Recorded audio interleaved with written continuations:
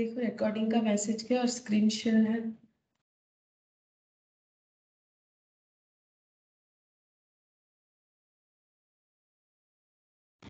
Yes ma'am. अच्छा ठीक है। देखो मेन जो भी क्वेश्चन होता है वो हम लोगों ने कर लिया। ठीक है, आज कुछ थोड़ा सा और टाइप ऑफ क्वेश्चन देख लेंगे कि बाई चांस अगर आ गया एग्जाम में तो तुम लोग कर सकते हो, लेकिन सारा ही और नहीं है, कुछ इंपॉर्टेंट क्वेश्चन भी करेंगे। तो ये एग्जाम्पल 28 मैंने लास्ट दिन भी बोला था, ये हम लोग कर सकते हैं। एक्सपेक्टेशन स्टार्ट किया था लास्ट दिन हम लोगों ने, जो कि काफी आसान है प्रोबेबिलिटी से। तो एग्जाम्पल 28 भी देखो एक्सपेक्टेशन पे ही है।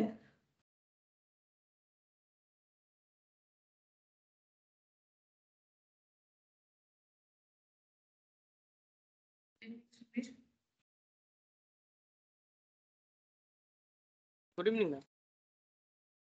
अच्छा, जैसे कि मैंने बोला देखो हम लोग प्रोबेबिलिटी कर रहे हैं ताकि ये कंप्लीट हो जाए। मैंने वैसे भी लास्ट क्लास में स्टार्टिंग में भी बोला था कि हम लोग पहले प्रोबेबिलिटी लगातार करके खत्म कर देंगे। ठीक है, तो ये देखो एग्जाम्पल 28 एक्सपेक्टेशन किया था लास्ट दिन हम लोगों ने।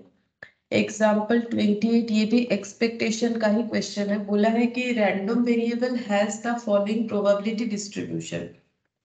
रैंडम वेरिएबल मतलब एक्स का क्या क्या वैल्यू है, 4, कभी 5, 7, 8, 10, ये रैंडम वैल्यूज है। उसका प्रोबेबिलिटी मतलब एक्स का वैल्यू 4 हो जाए, ये होने का चांसेस है इतना, 5 हो इसका चांसेस इतना, 7 हो, 8 हो, 10 हो, ये चांसेस होता है, that is probability. Find E of मतलब expectation of X minus E of X square also obtain V यानी वेरिएंस ऑफ 3x माइनस। ठीक है, तो देखो कैसे होगा, ये लास्ट लास्ट दिन के जैसा ही है।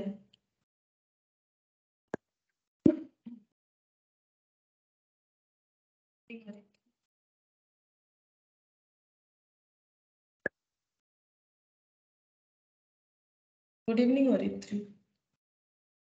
Good evening. अच्छा, x का वैल्यू देखो 4, 5, 7, 8, 10। ठीक है, 4, 5, 7, 8, 10 और इसका प्रोबेबिलिटी देखो 0.15, 0.20, 0.40, 0.15 था उसके बाद एंड 0.10। ठीक है, एक्सपेक्टेशन में सबसे पहले क्या कैलकुलेट करना पड़ता है, p इंटू एक्स। इसी को हम लोग बोलते हैं म्यू, इसी को हम लोग बोलते हैं एक्सपेक्टेशन ऑफ एक्स। ठीक है, एक ही बात है। ये मल्टीप्लाई करने से होगा 0.60। ठीक है, 15 इंटू 4 60, ये होता है 1 हो जाएगा। 5 इंटू 0.2, 7 इंटू 0.4 2.8, 8 इंटू 1.5 चेक करते हैं ये कितना, 8 इंटू 0.15 ये हो जाएगा 1.2 और 10 इंटू 0.1 ये हो गया 1। ठीक है, ये 1 हो गया। अब हमें क्या क्या कैलकुलेट करने के लिए बोला था, देखो बोला है ई of X minus E of X square. ठीक है, ये हमें कैलकुलेट करने के लिए बोला है। ई ये ब्रैकेट के अंदर x minus E of x का ऐसे होल स्क्वायर क्या होगा। तो इसको हम लोग क्या लिख सकते हैं पता है, इसको हम लोग लिख सकते हैं ई ऑफ एक्स का मतलब क्या होता है, ई ऑफ एक्स का मतलब ही होता है म्यू। ठीक है, ई ऑफ एक्स का ही मतलब होता है म्यू, तो इसको हम लोग सब्स्टिट्यूट कर सकते हैं म्यू से, तो ये हो जाएगा। ये हमें कैलकुलेट करने के लिए बोला है। तो म्यू हम लोग कैलकुलेट करते हैं कि म्यू का वैल्यू क्या है, चेक करते हैं। तो ये टोटल करेंगे हमेशा, ये देखो इसका समेशन करना पड़ता है। लास्ट दिन ही हम लोगों ने ये वाला चीज पढ़ा था, तो इसको टोटल कर लेते हैं। Summation of E of x बोलो या म्यू बोलो, एक ही बात है। ये हो गया 2.8 और 1.2 मतलब 3 और 1 4 5 6 6.60। ठीक है, 6.60 ये हो रहा है। अच्छा, तो ये यहाँ पर हम लोग लिख सकते हैं। अच्छा, इसका स्प्लिट कैसे होता है, ये देखो, इसका स्प्लिट हमेशा इस तरह से होगा। ठीक है, ई ऑफ एक्स का स्क्वायर ई ऑफ म्यू का स्क्वायर। ठीक है, ये हर जगह पे एप्लीकेबल होगा। अगर एक्स माइनस म्यू के जगह अगर ऐसा है, सपोज एक्स माइनस वाई है, तब भी expectation of X minus expectation of Y होगा। अगर स्क्वायर है तो यहाँ एक स्क्वायर यहाँ एक, इसका स्प्लिट होने का तरीका ये है। ये थोड़ा सा तुम लोग याद रखो। क्योंकि अगर एक्सपेक्टेशन में हमें स्प्लिट करने के लिए चाहे माइनस हो प्लस हो मल्टीप्लिकेशन हो, दोनों अलग अलग स्प्लिट हो जाएंगे, ई of X square minus E of mu square, जिसमें से हम लोगों को अभी भी कोई भी वैल्यू नहीं पता है, वैल्यू में फाइंड आउट करना पड़ेगा। हाँ, म्यू स्क्वायर का पता है, ठीक है, म्यू स्क्वायर का पता है। तो ये देखो ई ऑफ म्यू स्क्वायर मतलब एक्चुअली ई ऑफ म्यू का होल स्क्वायर, इसको हम लोग ऐसे लिख सकते हैं, ये ऐसे भी लिख सकते हो, ठीक है। एक काम करते हैं, इसके नीचे लिखते, नहीं तो जगह नहीं होगा, ठीक है, वैल्यू पुट करने का जगह है, इसके नीचे लिखते ई of X square minus E of mu मतलब म्यू, ई ऑफ म्यू मतलब म्यू का स्क्वायर, ठीक है। अब यहाँ पर क्या करना पड़ेगा, एक्स स्क्वायर का एक कॉलम बनाएंगे, क्योंकि देखो हमें नीड है, यहाँ पर हमें एक्स स्क्वायर चाहिए। तो एक्स स्क्वायर का वैल्यूज क्या क्या होगा, 4 का स्क्वायर 16, 5 का स्क्वायर 25, 7 49 होता है, 64 और ये हो गया 100। अच्छा, अब e इंटू एक्स स्क्वायर ये कैलकुलेट किया जाता है, ये देखो लास्ट दिन भी हम लोगों ने सेम चीज किया था, e इंटू एक्स स्क्वायर या फिर e ब्रैकेट में भी एक्स स्क्वायर लिख सकते हैं। तो e इंटू एक्स का स्क्वायर मतलब ये कैसे कैलकुलेट होगा, ये बेसिकली e इंटू एक्स का स्क्वायर, इसको हम लोग ये भी बोल सकते हैं कि जैसे p इंटू एक्स है ना, क्योंकि ये एक्सपेक्टेशन ऑफ एक्स का स्क्वायर है।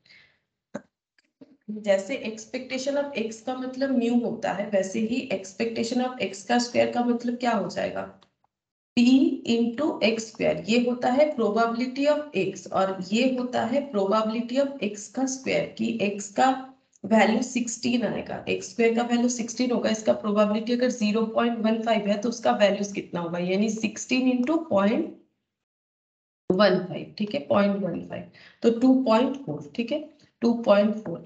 ये e इंटू एक्स का स्क्वायर का मतलब ऐसा नहीं है कि e के साथ x का स्क्वायर मल्टीप्लीकेशन, क्योंकि e कोई कॉलम में है नहीं, इसी चीज को तो e बोलते हैं, प्रोबेबिलिटी इंटू एक्स को, है ना। तो e ऑफ एक्स स्क्वायर का मतलब प्रोबेबिलिटी इंटू एक्स स्क्वायर, ठीक है।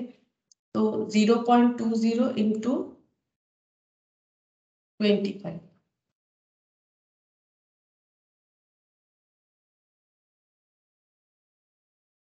ये हो गया 5, ठीक है, ये हो गया 5। अच्छा, फिर ये हो जाएगा 49 इंटू 0.4, 19.6, 64 इंटू 0.5, 0.15, 9.6, और ये हो जाएगा 10, ठीक है। अब इसका टोटल करेंगे तो 10, 10 प्लस 9.6 प्लस 19.6 प्लस 5 प्लस 2.4, तो 46.6 आ रहा है, ठीक है, 46.6। अब इसी वैल्यू को हम लोग यहाँ पर पुट करेंगे, ये देखो, तो एक्सपेक्टेशन ऑफ एक्स का स्क्वायर का मतलब ही हो जाएगा, एक्सपेक्टेशन ऑफ एक्स का स्क्वायर का मतलब ये वाला 46.6, और म्यू का स्क्वायर, और म्यू मतलब क्या होता है, म्यू मतलब ये एक्सपेक्टेशन ऑफ एक्स का मतलब म्यू होता है, म्यू का स्क्वायर मतलब 6.60 का 6.6 का होल स्क्वायर। ये देखो इसको कैसे दिया गया था, एक बार अगर क्वेश्चन में भी देखोगे, ये ई ऑफ एक्स का मतलब ही म्यू होता है ना, इसी हिसाब से हम लोगों ने किया। अब इसको सॉल्व करना पड़ेगा, 6.6 इंटू 46.6 माइनस 43.56, 3.04 होगा, ठीक है, 3.04। वो मैंने प्रीवियसली जो है स्मॉल डिजिट रखा इसलिए माइनस में है, वैसे माइनस नहीं होगा, 3.04। अच्छा, अब हम लोग को क्या कैलकुलेट करने बोला है, यहाँ पर इसके साथ बोल रहा है कि obtain variance of 3x minus 4, ये एक बार चेक कर लेते सही हुआ है कि नहीं, एक बार चेक कर लेते।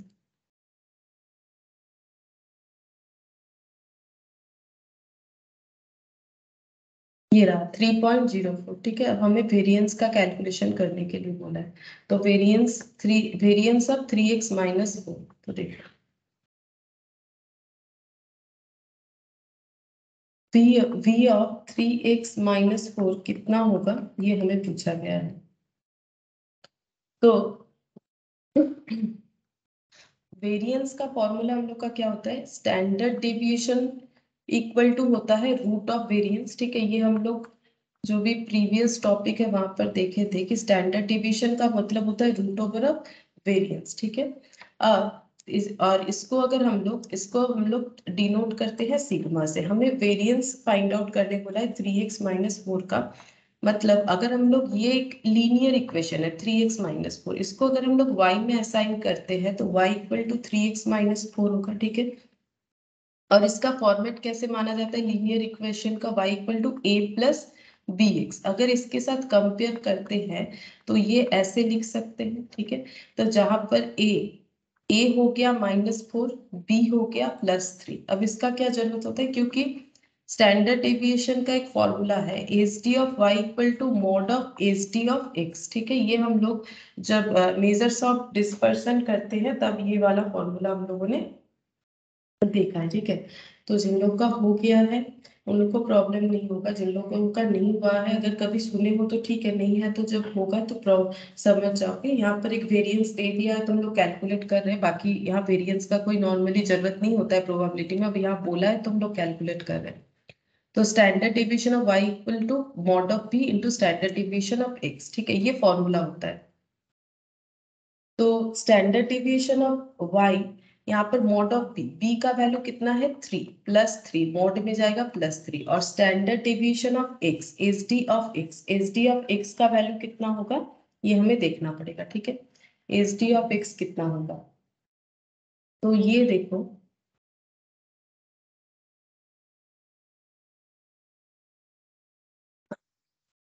ये जो आया है एक्सपेक्टेशन ये जो हम लोगों ने कैलकुलेट किया है expectation of x minus E of x का स्क्वायर, ठीक है। ये क्या आ गया है, ये आ गया है इसी को, तो ये वेरिएंस का फॉर्मूला है। अगर देखोगे लास्ट दिन हम लोगों ने सीखा था, ये वेरिएंस का फॉर्मूला है ई of x minus mu square, ठीक है।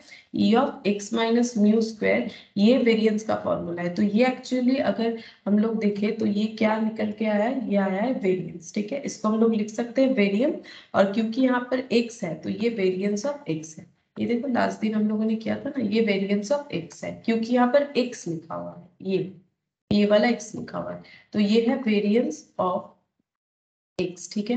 तो वेरिएंस तो पता है, तो एस डी ऑफ x क्या होगा, एस डी ऑफ x हो जाएगा इसका रूट 3.04 का रूट हो जाएगा, ठीक है। अब ये चीज हम लोग यहाँ पर पुट करेंगे 3.04 और इसको सॉल्व कर लेंगे, तो 3.04 का रूट जितना भी आया इंटू 3, तो 5.23, ठीक है। 5.23 ये हो गया स्टैंडर्ड डेविएशन ऑफ y, ठीक है। तो ये स्टैंडर्ड डेविएशन यहाँ पूछा था इसीलिए हम लोगों ने किया, बाकी ये फॉर्मूला हम लोग वहां पर ही मेनली पढ़ते हैं तो वहां से ही ये वाला डिराइव होता है। प्रोबेबिलिटी में इसको नया से हमें सीखने का जरूरत नहीं होता है।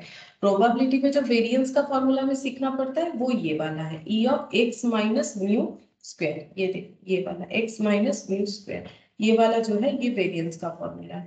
तो ये हम लोग का एग्जाम्पल जो लास्ट दिन मैंने बोला था तुम लोग होमवर्क देख सकते हो, बिल्कुल सेट सी के क्वेश्चन नंबर 20 के तरह ही था, ठीक है। अच्छा अब हम लोग इसके बाद 34 नंबर क्वेश्चन देखेंगे।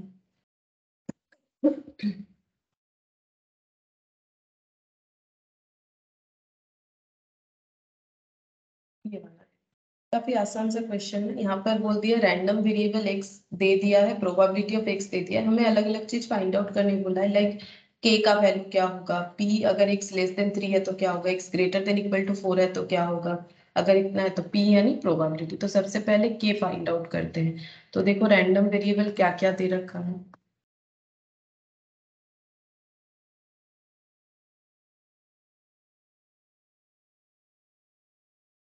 ये देखो x और p ऑफ x और p ऑफ x का वैल्यू क्या है 0 से लेके 7, 0 1 2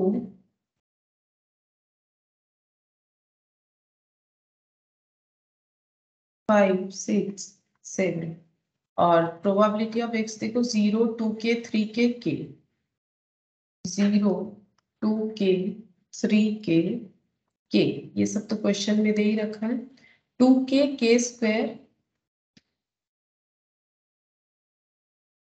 7k स्क्वायर और 2k स्क्वायर प्लस k। ठीक है, ये देखने में इतना अजीब सा है क्वेश्चन लेकिन काफी आसान है। ठीक है, हमें बोला है सबसे पहले k का वैल्यू फाइंड आउट करो। ठीक है, अब टोटल ऑफ प्रोबेबिलिटी क्या होता है? देखो, टोटल ऑफ प्रोबेबिलिटी हमेशा होता है टोटल ऑफ प्रोबेबिलिटी x क्या होगा 1 होगा, क्योंकि जैसे परसेंटेज को 100 से डिफाइन किया जाता है, प्रोबेबिलिटी के टोटल को 1 से डिनोट किया जाता है। ठीक है, ये तो हमें पता है 1 से डिनोट किया जाता है।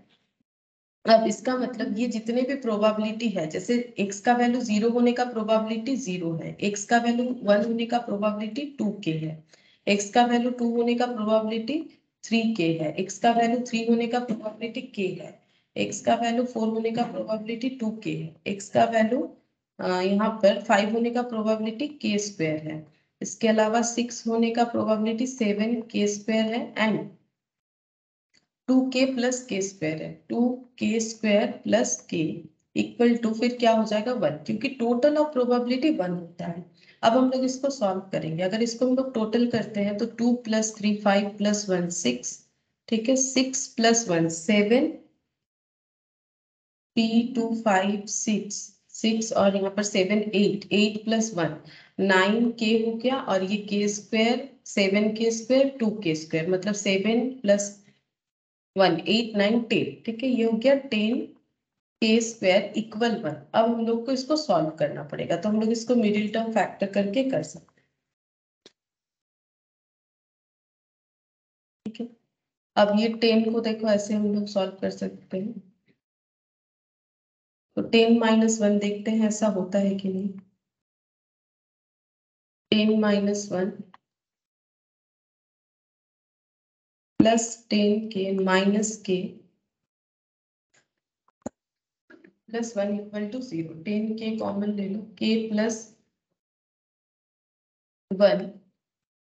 अब ये देखो यहाँ पर प्रॉब्लम हो जाएगा, ये k - 1 होगा, ये एक्चुअली मिडिल टर्म फैक्टर से करना पॉसिबल नहीं है। ठीक है, ये मिडिल टर्म फैक्टर से पॉसिबल नहीं होगा, कुछ भी वैल्यू ले लो, क्योंकि हमें कैसा वैल्यू लेना पड़ेगा जहां पर 10 का वैल्यू मल्टीप्लीकेशन, जैसे देखो अगर मैंने 10 और 1 लिया है तो 10 × 1 करके 10 हो रहा है, 10 - 1 करके 9 हो रहा है।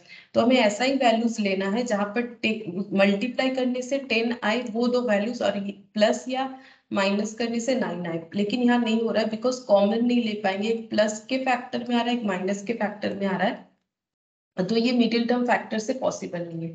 जब कोई क्वेश्चन मिडिल टर्म फैक्टर से नहीं होता है, ठीक है, तो उसमें एक फॉर्मूला लगता है, दैट इज श्रीधर आचार्य का फॉर्मूला होता है। ठीक है, अगर तुम लोगों ने कभी किया है तो ठीक है, और अगर नहीं किया है तो अभी हम बता देते हैं। ठीक है, ये वाला फॉर्मूला ऐसा है जो हमें कभी भी इक्वेशन सॉल्व करने के लिए हेल्प करता है, हमारा मिडिल टर्म फैक्टर मतलब सिंप्लीफाई करना पॉसिबल हो या ना हो मिडिल टर्म फैक्टर से। ठीक है, तो x का वैल्यू श्रीधर आचार्य के फॉर्मूले के हिसाब से होता है, थोड़ा सा टफ है फॉर्मूला मान सकते हैं, लेकिन याद कर लो, तुम लोग का चैप्टर भी जो है क्वाड्रेटिक इक्वेशन वहां पर भी होता है, तो -b प्लस माइनस वहां भी याद ही रखना पड़ता है, इसको हम कुछ शॉर्टकट कर भी नहीं सकते हैं, b² - 4ac divided by 2a। ठीक है, ये फॉर्मूला होता है।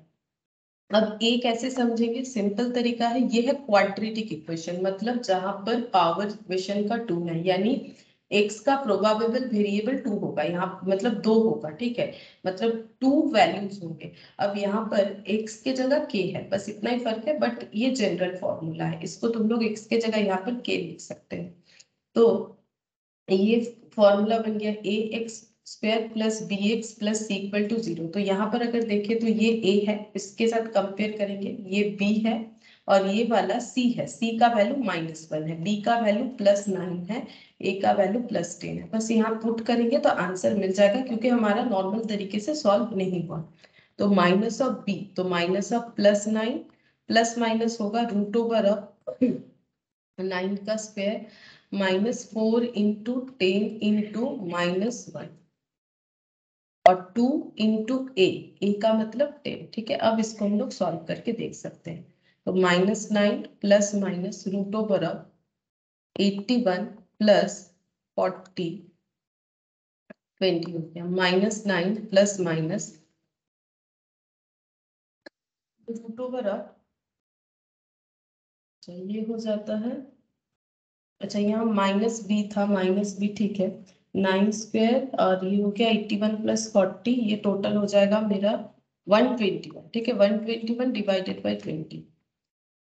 अब 121 का रूट करके देखते हैं कितना होगा। 11 होता है, ठीक है। 121 का रूट करके देखो 11 होता है, मतलब -9 प्लस माइनस 11 बाई 20। तो इससे दो चीज होगा ऐसे,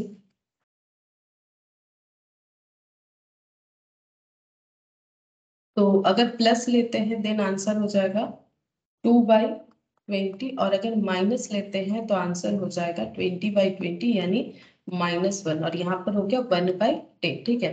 क्वेश्चन आसान है। अगर हम लोग का ये मिडिल टर्म से सॉल्व हो जाता तो ये इतना कुछ खास नहीं है।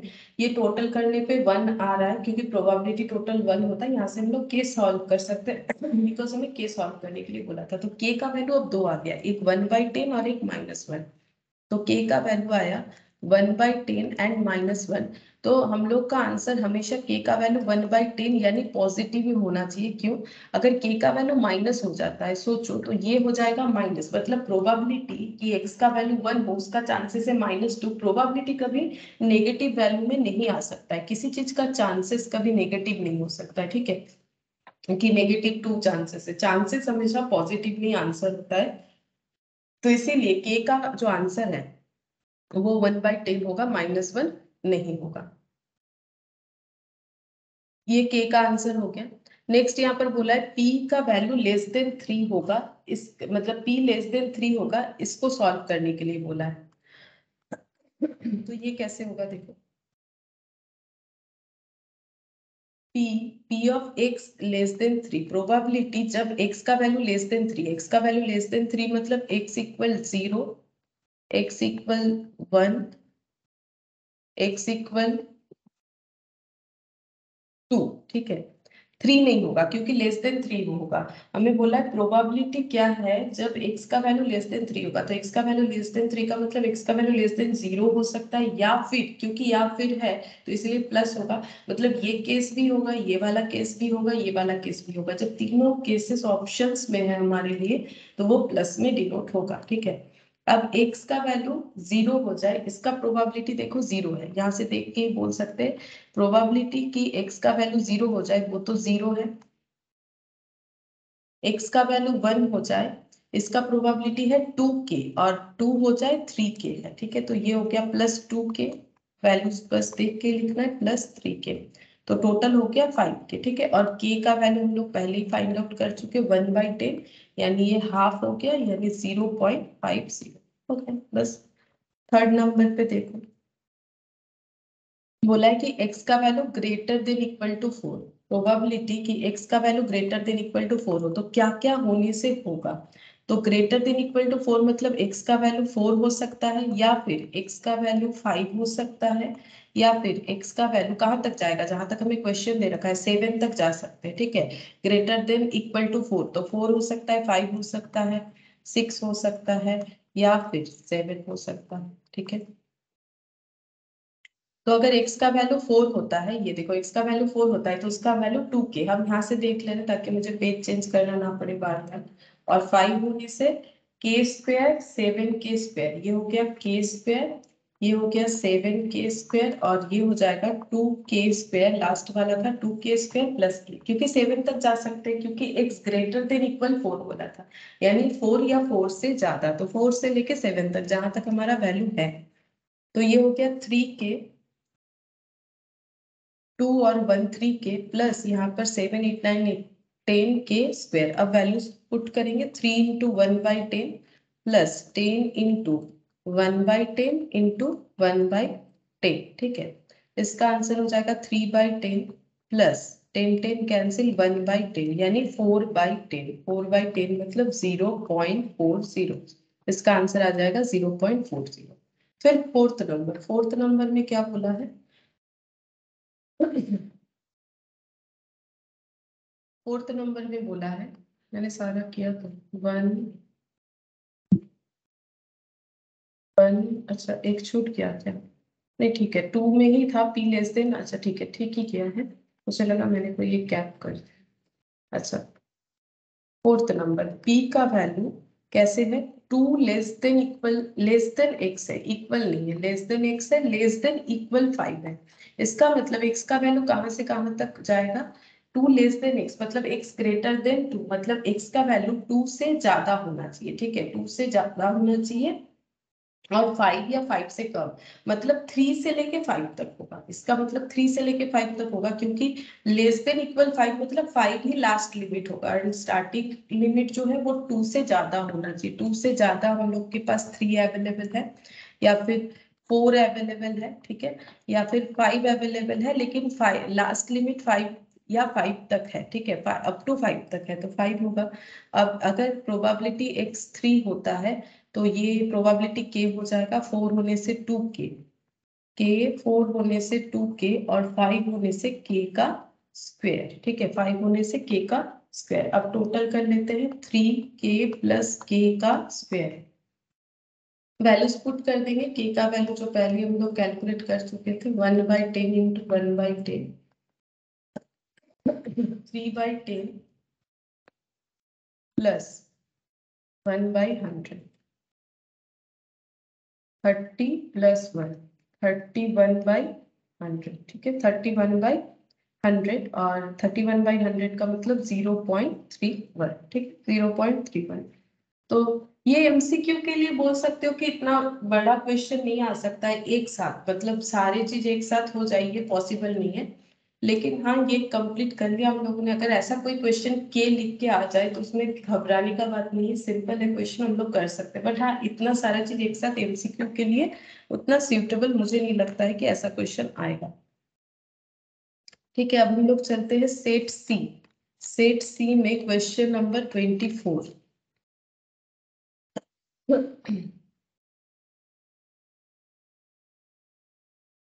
सेट सी का क्वेश्चन नंबर 24, ठीक है, सेट सी में क्वेश्चन नंबर 24 में देखते हैं, देखो क्या बोला है।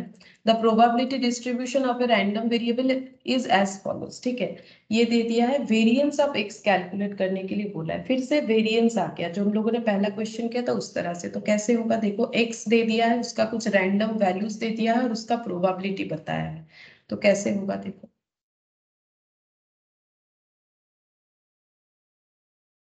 Set C question number 22, X B,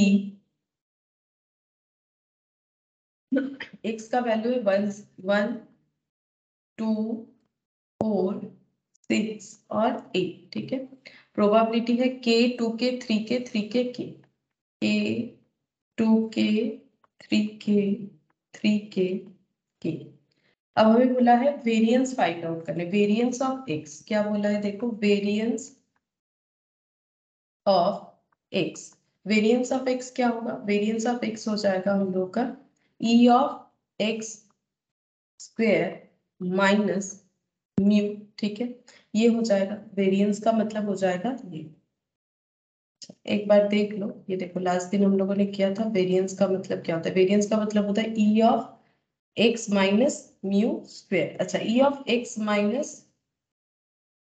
मैंने गलत लिखा है फॉर्मूला, ई ऑफ,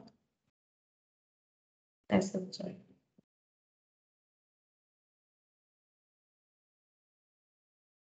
ये, ठीक है। अच्छा, अब सबसे पहले हम लोग p इंटू एक्स कैलकुलेट करेंगे, 1 इंटू के कितना हो जाएगा, 1 इंटू के हो जाएगा 1, ठीक है, 1 इंटू के हम लोग का के हो जाएगा, सॉरी 2 इंटू 2 के 4k हो जाएगा, 4 इंटू 3k ये हो जाएगा 12k, 6 इंटू 3 18k, 8 इंटू के 8k हो जाएगा। अच्छा, अब इसी को हम लोग बोलते हैं म्यू, इसी को हम लोग बोलते हैं ई ऑफ एक्स। अच्छा, अब यहाँ पर वैल्यूज तो कुछ दिया नहीं है, अच्छा, यहाँ पर भी हम लोग उसी तरह से कैलकुलेट करेंगे। टोटल प्रोबेबिलिटी कितना हो रहा है, वो 1 होगा, तो 1 + 4 + 1 5, 5 + 12, 12 और 18 ये हो जाएगा 30, 38, 38, 38 और 1, 38 और 5 कितना होता है देख लेते टोटल करके। 1 + 4, 1 + 4 + 12 + 18 + 8, तो ये हो जा रहा है 43 आ रहा है। अच्छा सॉरी, प्रोबेबिलिटी टोटल करना चाहिए, हम ये वाला टोटल करती है गलती से। 1 2 + 1 3 3 6 6 और 3 9 9 + 1 10, ठीक है। प्रोबेबिलिटी हो गया 10k। तो हम लोग बोल सकते हैं कि 10k = 1, क्योंकि टोटल प्रोबेबिलिटी 1 होता है, तो k का वैल्यू हो गया 1/10, जैसे हम लोगों ने यहाँ पर सॉल्व किया था, ठीक है। जैसे हम लोगों ने यहाँ पर सॉल्व किया था, तो वहां पर k बहुत ही मुश्किल से निकला था, यहाँ देखो कितने आसानी से निकल गया। यानी k रिलेटेड MCQ अगर आता है तो इस लेवल का आना चाहिए, ठीक है।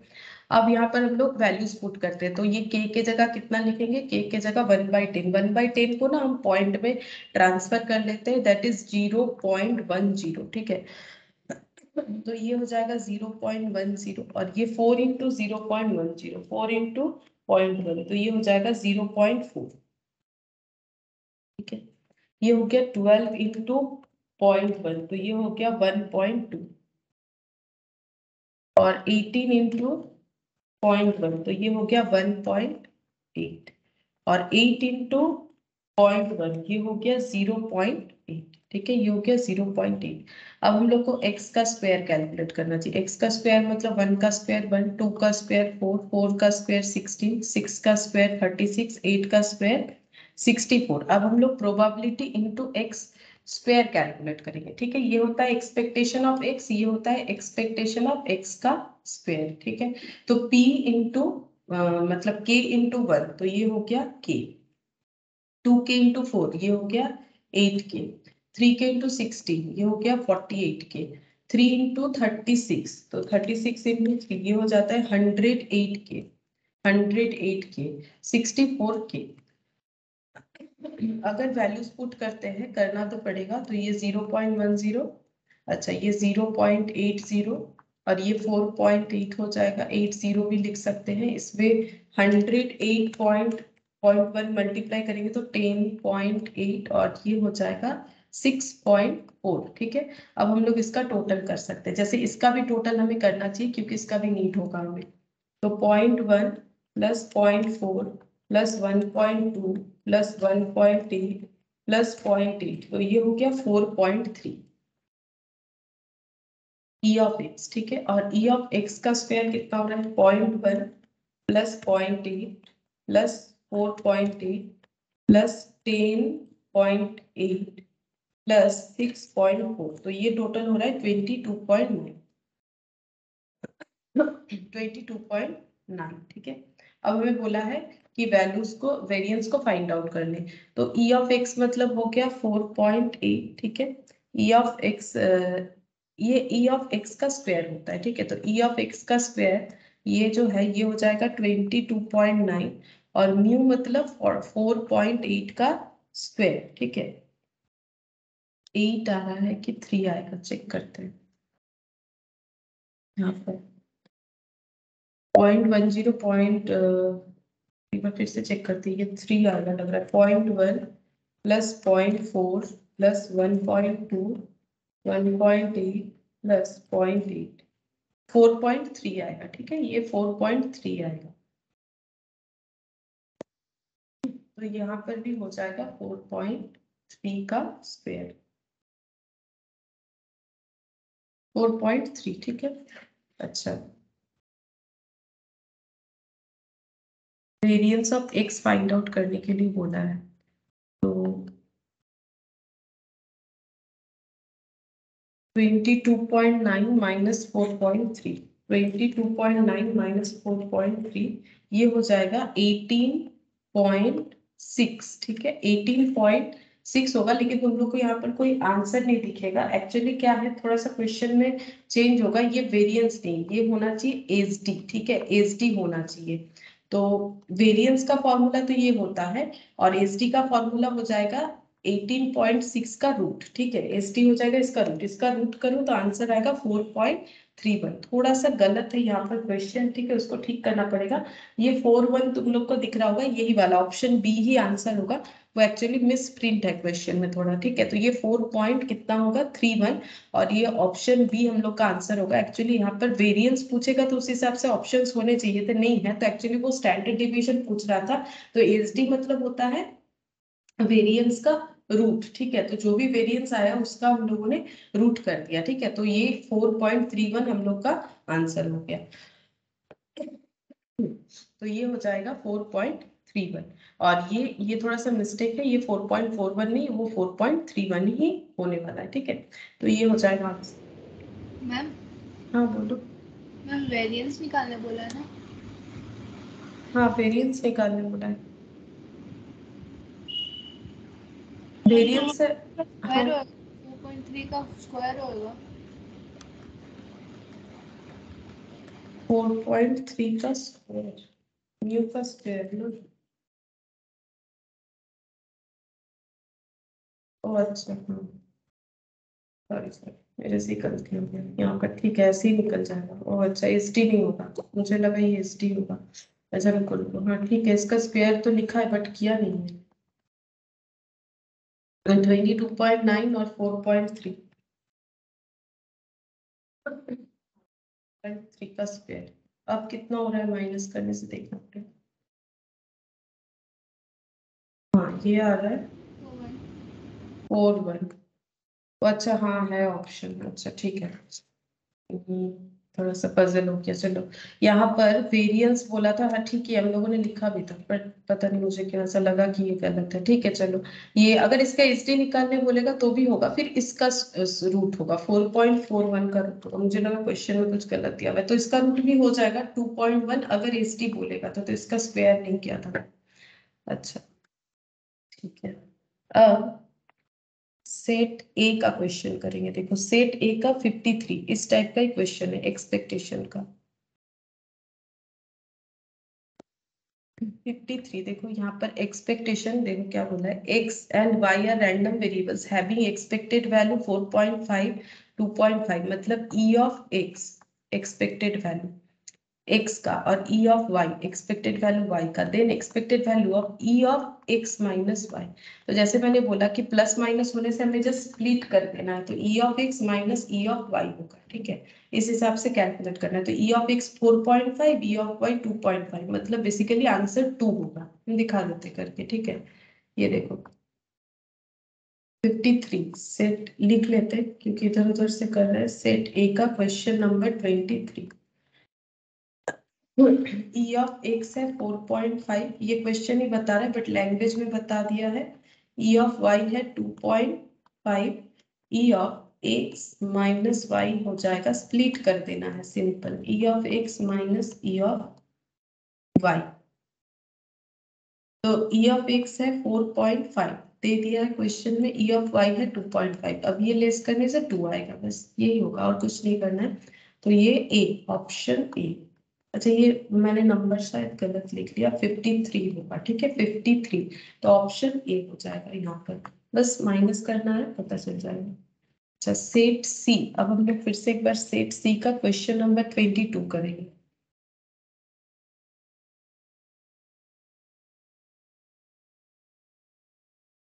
ये वाला, ठीक है। The probability that there is at least one error in account statement prepared by 3 persons, ठीक है, 3 पर्सन्स कोई अकाउंट स्टेटमेंट बना रहे हैं, तो कम से कम एक गलती हो जाए, इसका चांसेस क्या है। ए से हो जाए इसका चांसेस 0.2 है, बी से हो 0.3, सी से हो 0.1।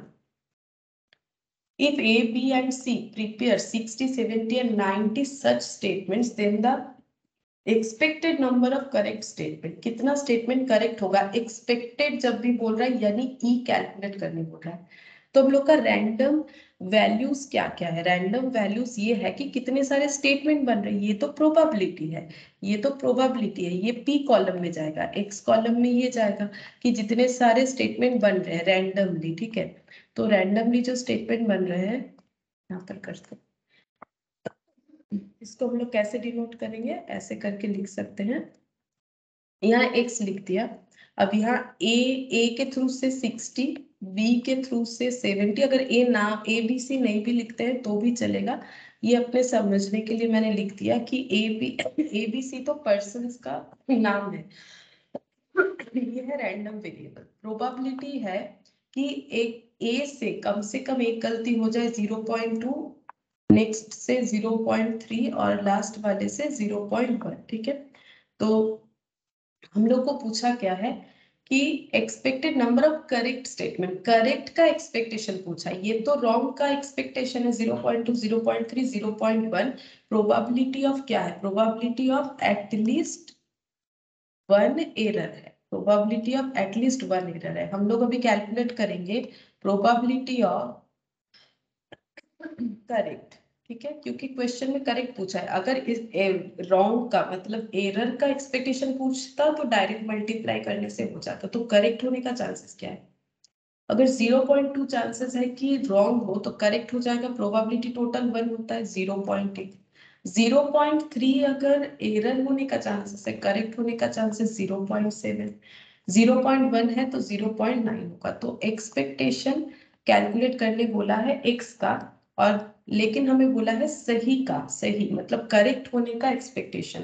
तो probability of correct into x करना पड़ेगा। ठीक है, तो probability of correct into x मतलब 60 इंटू 0.8, तो ये हो जाएगा 48। देख लो 60 इंटू, चेक करो, हम अपने कैलकुलेटर पे चेक कर रहे हैं। 60 इंटू 0.8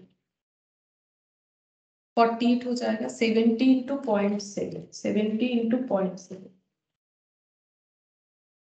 ये 49 हो जाएगा, और ये 81 हो जाएगा। अब इसका टोटल, बस यही तो पूछा था इसका टोटल। तो एक्सपेक्टेशन का टोटल करेंगे तो हमें पता चल जाएगा कि कितना होगा। तो 9 + 1 10, 8, 9, 9 और 8 178। ठीक है, 178 आ रहा है टोटल करने से। तो 22 का 178 यानी ऑप्शन सी। ठीक है, तो एक्सपेक्टेशन करेक्ट होने का ये हो गया। अच्छा, अब इसके बाद हम लोग कौन सा क्वेश्चन कर सकते हैं, देख रहे हैं को। सी तक तो हम लोगों ने कर लिया। अब हम लोग 32, क्वेश्चन नंबर 32 कर सकते हैं। मतलब 32 यानी यहाँ पर एग्जाम्पल है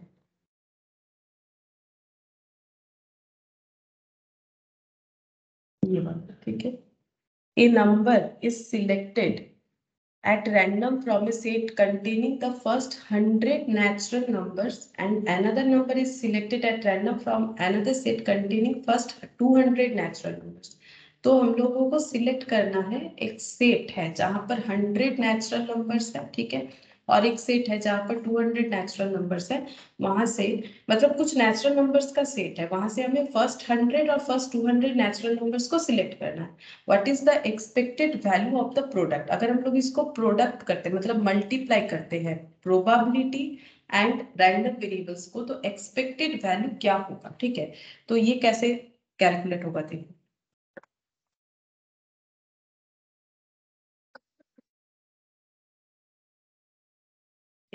एग्जाम्पल नंबर 32। ठीक है, एक्स हम मान लेते हैं कि x इक्वल टू है फर्स्ट 100 नेचुरल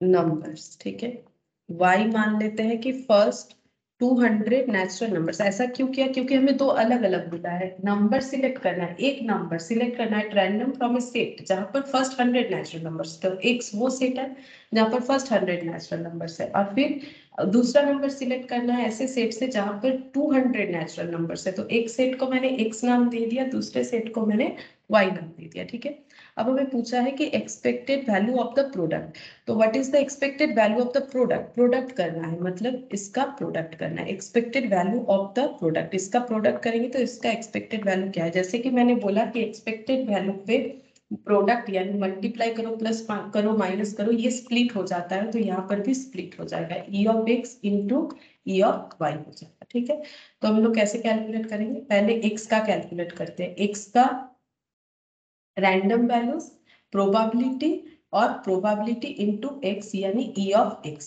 सिमिलर वे से वाई भी कैलकुलेट करेंगे। अब ये कैसे कैलकुलेट होगा देखो, एक्स का वैल्यू नेचुरल, एक्स में 100 नेचुरल नंबर्स है तो क्या क्या हो सकता है, 1 हो सकता है, 2 हो सकता है, 3, ऐसे करके तो डॉट डॉट करके 100 तक हो सकता है। अब 100 तक तो लिखना पॉसिबल नहीं है तो मैंने यहाँ पर डॉट डॉट करके 100 लिख दिया। अब प्रोबेबिलिटी कैसे कैलकुलेट करेंगे, कुछ बोला नहीं है लेकिन हम लोग तो प्रोबेबिलिटी पढ़ चुके हैं ना, अब तो हम लोग एंड हो रहा है चैप्टर हमारा। इसमें ये एक सेट है जहां पर 100 नेचुरल नंबर्स है और हमें प्रोबेबिलिटी कैलकुलेट करना है कि हमारा 1 आ जाए, 2 आ जाए, 3 आ जाए, डॉट डॉट 100 आ जाए। ठीक है, तो प्रोबेबिलिटी का फॉर्मूला, क्लासिकल डेफिनेशन क्या था कि favourable case divided by total outcome. तो टोटल आउटकम तो 100 है क्योंकि 100 नेचुरल नंबर से हमें 1 सिलेक्ट करना है। तो प्रोबेबिलिटी फेवरेबल आउटकम कब होगा, अगर मेरा 1 आ जाता है तो 1/100। अगर इसका देखेंगे तो मेरा फेवरेबल आउटकम कब होगा, अगर मेरा 2 आ जाए, और 2 होने का चांसेस कितना है, 1 है, एक बार है, 1/100। जैसे लूडो का गोटी का था ना, जैसे 1 2, उसमें टोटल आउटकम कितना हो सकता है, मैक्स टू मैक्स 6, 1 से लेके 6, तो मेरा 2 आ जाए, इसका प्रोबेबिलिटी कितना है, 1/6 है ना। उसी तरह से यहाँ पर हर जगह पे प्रोबेबिलिटी तो 1/100 ही होगा, 1/100 डॉट डॉट करके 1/100। ठीक है, अच्छा अब प्रोबेबिलिटी करना है, मतलब p इंटू एक्स, तो 1/100, 2/100, 3/100, डॉट डॉट 100/100। ठीक है, अगर हमें इसका टोटल कैलकुलेट करना है तो इसको हमें थोड़ा सा समझना पड़ेगा कि हम लोग कैसे कर सकते हैं। तो E of x equal to क्या हो रहा है, बेसिकली इसका सम हो रहा है। अब सम यहाँ पर हम नहीं समझा सकते तो इसीलिए मैंने इसको अलग से दिखा है। अगर नॉर्मल सम का प्रोसेस होता तो हम दिखा देते, इसमें थोड़ा सा हमें कॉमन वॉमन लेना पड़ेगा। तो 1/100 प्लस, ऐसे लिखते हैं तो अच्छे से समझ में आएगा। ये 2 को ना इस तरह से लिखते हैं तो अच्छे से समझ में आएगा, इन द सेंस हम ये बोलना चाह रहे हैं 2 इंटू 1/100, फिर इस तरह से लिख रहे हैं 3 इंटू 1/100, और ये हो जाएगा 100 इंटू 1/100, 100 इंटू 1/100, ताकि ये जो कैलकुलेशन का प्रोसेस है ये तुम लोग इजीली समझ पाओ। फिर यहाँ पर लिखते हैं 3 इंटू 1/100, डॉट डॉट, फिर 100 इंटू 1/100। अब हम लोग इसको कैसे कर सकते हैं, यहाँ से हम लोग कॉमन ले सकते हैं 1/100। कॉमन लेने से क्या बचता है, अंदर 1 बचता है, 2 3, डॉट डॉट करके 100 बचता है। ठीक है, 100 बच गया। अब यहाँ पर 1/100, अब ये क्या है, ये 100 नेचुरल नंबर्स का टोटल का फॉर्मूला है। तो जो एपी में भी तुम लोग करते हो तो उस वही फॉर्मूला यहाँ पर यूज करेंगे। एन इंटू, मतलब सम ऑफ एन नेचुरल नंबर्स का फॉर्मूला होता है N into n+1 divided by 2 होता है sum of N natural numbers का फॉर्मूला। ठीक है, ये हम बता देते हैं, ये देखो ये है sum of natural numbers, sum of natural numbers. ठीक है, अप टू 100, उसका फॉर्मूला होता है n into n+1 divided by 2, ये फॉर्मूला होता है। जहां पर n का मतलब है हाउ मेनी नंबर्स, तो टोटल 100 नंबर्स, तो ये 1/100, 100 इंटू 100+1 डिवाइडेड बाई 2। ठीक है, तो 100 कैंसिल, 101/2।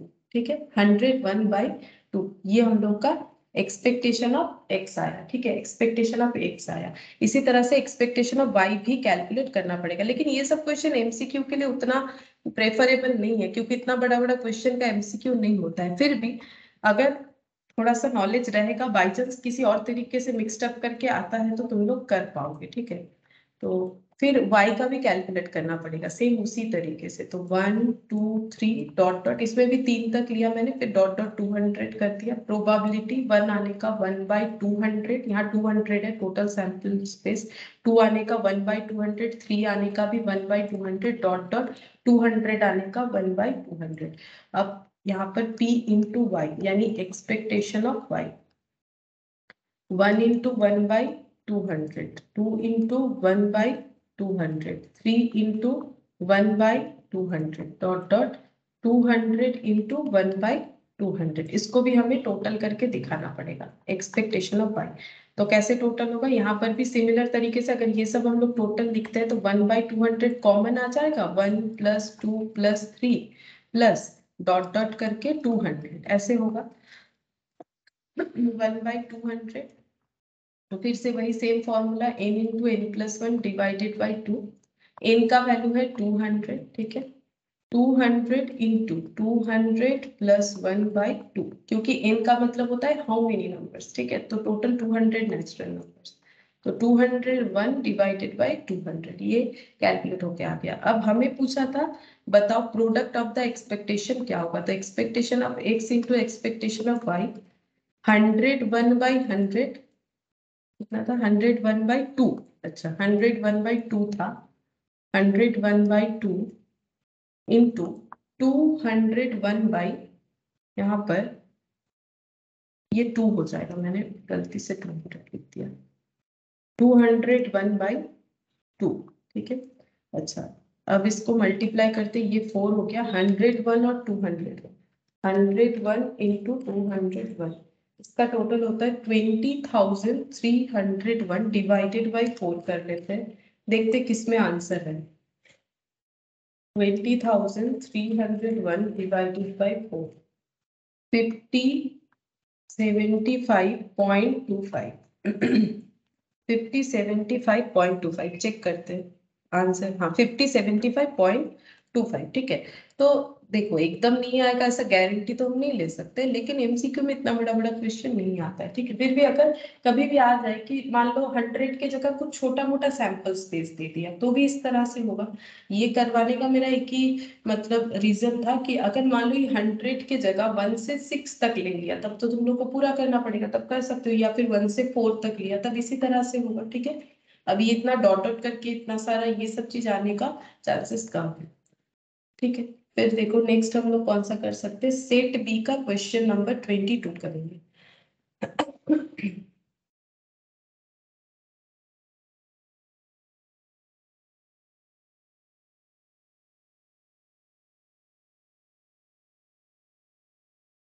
सेट बी का question number 22। If two random variables x and y are related as y equal to -3x plus 4 and standard deviation of x is 2, then the standard deviation of y, ठीक है। तो क्या बोला है देखो, set B question number 22, ठीक है। y का वैल्यू बता दिया है हमें -3x प्लस 4, और बोल रहा है कि स्टैंडर्ड डिवीजन ऑफ x मतलब एस डी ऑफ x, ये बता दिया है 2, ठीक है। S D of x, S D of y क्या होगा, एस डी ऑफ y ये कितना होगा ये पूछ रहा है, ठीक है। अभी जैसे मैंने थोड़ी देर पहले ही आज सेकंड क्वेश्चन में हम लोगों ने देखा था ये वाला फॉर्मूला, जो मैंने बोला कि मेजर्स ऑफ डिस्पर्सन में हम लोग पढ़ते हैं, तो ये होता है मॉड ऑफ बी। अब ये बी कैसे पता चलता है, ये लीनियर इक्वेशन जो गिवन होता है, तो y equal to a plus b x होता है, तो x के साथ जो कोफिशिएंट होता है उसे b बोलते हैं, और ये हो गया a, और b का वैल्यू अभी है -3 और a का वैल्यू है +4, तो जस्ट पुट करो, b का वैल्यू है -3 मॉड में जाएगा, स्टैंडर्ड डिविजन ऑफ x हमें क्वेश्चन में गिवन है। अब मॉड का ये मैटर होता है कि मॉड हमारा ऐसा मॉड्यूलस बोलते हैं इसको फुल फॉर्म में, ऐसा मैथमेटिकल एक मतलब कैलकुलेशन है जहां पर हम लोग इसका यूज ही इसीलिए करते हैं ताकि नेगेटिव कुछ ना रहे। अगर हम लोग सारे वैल्यूज को पॉजिटिव दिखाना चाहते हैं वो नेगेटिव है तब भी तो मॉड्यूलस का यूज होता है। तो ये -3 की जगह +3 हो जाएगा इंटू 2, ये 6 हो जाएगा, तो एस डी वाई हो जाएगा 6। अब इसमें -6 अगर आंसर में रहेगा तुम लोग उसको टिक करते हो तो गलत हो जाएगा, ये देखो है भी है ना। अगर तुम लोग -3 करके उसको 6 कर देते हो -6 तो वो गलत हो जाएगा, तो ऑप्शन बी हम लोग का सही आंसर होगा, क्योंकि वो मॉड्यूलस यूज करके किया जाता है, फॉर्मूला ही है mod of b into standard deviation of x. अच्छा इसी का ही 23rd क्वेश्चन नंबर 23 करेंगे, सेट बी का, ठीक है। इसमें सेम तरीके का बोला है 2x plus 3y plus 4 0, variance of x 6, variance of y, variance of x बोला है 6, हमें पूछा है वेरियंस ऑफ y कितना होगा, और इक्वेशन है 2x plus 3y plus 4 equal 0। Equation को हमेशा y फॉर्मेट में रखते हैं, y equal to a plus b x, तो y -4 minus 2x, y equal -4 - 2x by 3, और अगर हम लोग इसको स्प्लिट कर लेते हैं तो ये हो जाएगा -4/3 माइनस ऑफ 2x 2/3x, ठीक है। अच्छा, तो हम लोग इसको कैसे आइडेंटिफाई करेंगे, ये इसको हम लोग बोलेंगे y equal to a plus b x का फॉर्मेट। तो ये हो गया a का वैल्यू हो गया -4/3, b का वैल्यू हो जाएगा -2/3, ठीक है। b का वैल्यू हो जाएगा -2/3, a प्लस बी एक्स, ठीक है। एक्चुअली ये प्लस देना पड़ेगा, यहाँ पर देना पड़ेगा माइनस, ये प्लस देना पड़ेगा, यहाँ पर देना पड़ेगा माइनस, इस तरह से होगा, ठीक है।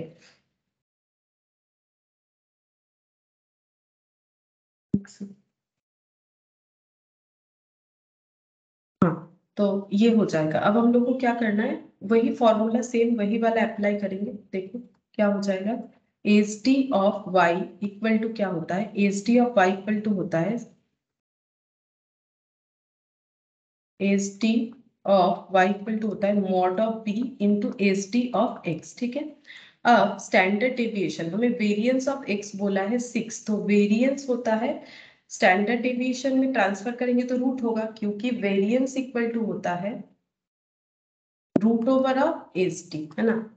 वेरिएंस का वैल्यू होता है root over of H D. तो फिर हम लोग वेरिएंस जो दे रखा है, हम लोग को उसको एच डी चाहिए तो रूट करना पड़ेगा, ठीक है। तो वही मैंने कर दिया, एच डी का वैल्यू क्या हो जाएगा, root over of variance, sorry मैंने उल्टा लिख दिया था, H D equal to root over of variance, मैंने उल्टा लिख दिया था, H D equal to root over of variance होगा।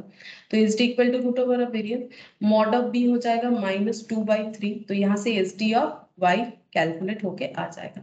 तो -2/3 और root over of x check करते हैं कितना होता है, 2.44, ठीक है।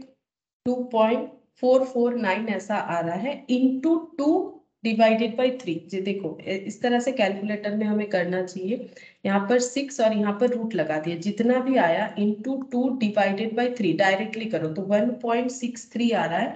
हम लोग यही वाला आंसर लिखेंगे, ठीक है। अब देख लेते हैं ऑप्शन में कैसे दे रखा है, ये तो माइनस नहीं होगा, पॉजिटिव होगा, मैंने पहले ही बोला। यहाँ पर आंसर है 8/3 है, 9 है, 6 है। तो अच्छा, हमें वेरिएंस कैलकुलेट करने बोला, ठीक है। ये तो एच डी निकल गया, इनटू इक्वल कर देते इसका डबल, मतलब 2.66 आ रहा है। बट मेरा आंसर इस तरह से समझ में तो नहीं आ रहा कितना होगा। ऐसा देख लेते हैं, मतलब इसका स्क्वायर करके देख लेते हैं अलग से। ये तो आ गया, एक काम करते हैं, इसको हम लोग पॉइंट में नहीं करके, नहीं तो आंसर नहीं समझ में आएगा, ठीक है। पॉइंट में ट्रांसफर करेंगे ना तो आंसर क्लियर नहीं होगा। हम लोग एक काम करते हैं, समझ में नहीं आएगा, ऑप्शन के साथ टैली नहीं होगा।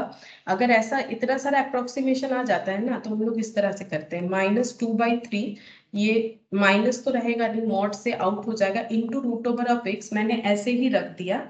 अब इसका वेरिएंस निकालेंगे, तो हम लोग को तो वेरिएंस पूछा है, एच डी पूछा नहीं है, तो वेरिएंस का वैल्यू क्या होता है, variance of y equal to H D of y का होल स्क्वायर हो जाएगा। और एच डी ऑफ वाई ये आए, इसको पूरा का स्क्वायर करके देखेंगे कि आंसर हमें कुछ मिल जाएगा कि नहीं। 2/3 इंटू √6 का होल स्क्वायर, ठीक है। तो 2 का स्क्वायर 4, 3 का स्क्वायर 9, रूट ओवर ऑफ 6 यानी 6 हो जाएगा। तो यहाँ पर हो गया 24/9। अब इसको सॉल्व करते हैं, 8/3। अब देखते हैं क्या कोई ऐसा ऑप्शन है जो हमें टैली करवा रहा है। हाँ देखो, ए, अब कैसे समझ में आया कि पॉइंट में नहीं ट्रांसफर करना चाहिए। देखो एक भी ऑप्शन पॉइंट वाला नहीं है, नन ऑफ दिस का भी कोई आंसर नहीं है, तो फिर हम लोग पॉइंट में बिना ट्रांसफर किए अगर करेंगे तो टैली कर पाएंगे, अदरवाइज क्या होगा, थोड़ा कंफ्यूजन होगा कि कौन सा आंसर होना चाहिए। तो 8/3 आ रहा है, तो ये √6 को अगर हम लोग सॉल्व नहीं करते हैं तो हमारा आंसर जो है इजीली कैलकुलेट होके आ जाता है। तो इसका आंसर हो गया ऑप्शन ए। इसके बाद हम लोग सेट ए का क्वेश्चन नंबर 42 करेंगे।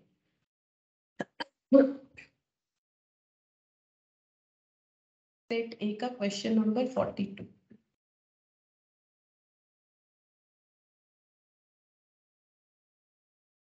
देखो क्या बोल रहे हैं।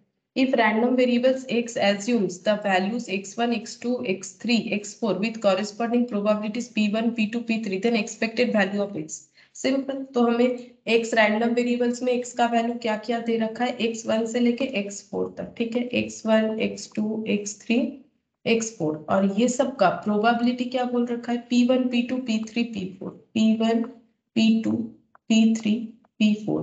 करने क्या बोला है? बोला एक्सपेक्टेड वैल्यू ऑफ एक्स निकालो, मतलब ई ऑफ एक्स निकालो। कैसे कैलकुलेट करेंगे? P इंटू एक्स करके, ठीक है।